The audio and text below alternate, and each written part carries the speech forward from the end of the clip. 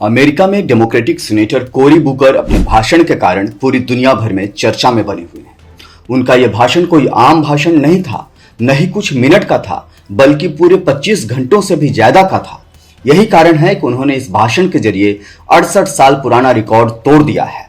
ऐसे में लोग उनके बारे में जानना चाहते हैं कि आखिर कौन है और क्या काम करते हैं। तो आइए जानते हैं हम उनके बारे में।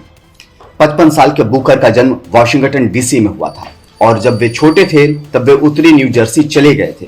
वे एक अश्वेत परिवार से आते हैं। उन्होंने बताया कि वे बचपन में उस इलाके में रहा करते थे जहां मुख्य रूप से श्वेत लोगों के पड़ोस में था। उन्होंने एक बार बताया था कि उनके माता पिता को घर खरीदने में विरोध का सामना करना पड़ा था क्योंकि वे अश्वेत हैं। उन्होंने येल लॉ स्कूल से अपनी स्कूलिंग और स्टैनफोर्ड यूनिवर्सिटी से कॉलेज कंप्लीट किया है। बुकर ने अपने कॉलेज के दौरान गैर लाभकारी संस्थाओं में वकील के रूप में काम किया जहां वे गरीब परिवारों को कानूनी सहायता देते थे।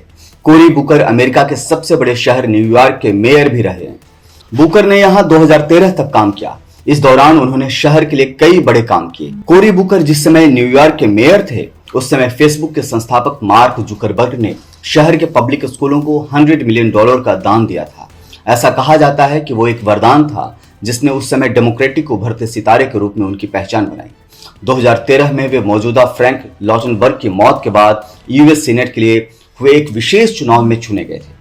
इसके बाद उन्होंने 2014 में अपना पहला पूर्णकालिक कार्यकाल जीता और 2020 में फिर से चुने गए। बुकर ने कांग्रेस में रहते हुए संघीय सजा कानूनों को सुधारने के लिए 2018 में द्विदलीय उपाय में भूमिका निभाई थी, जिसे कुछ अश्वेत मंत्रियों, नेताओं और सांसदों ने ट्रंप के साथ गठबंधन करने के बाद पारित किया था, जिन्हें कुछ लोगों ने पिछले 2 वर्षों से नस्लवादी के रूप में निंदा की थी। सुधारों का उद्देश्य सैकड़ों अश्वेत और लातिनी कैदियों के लिए स्वतंत्रता का मार्ग बनाना था।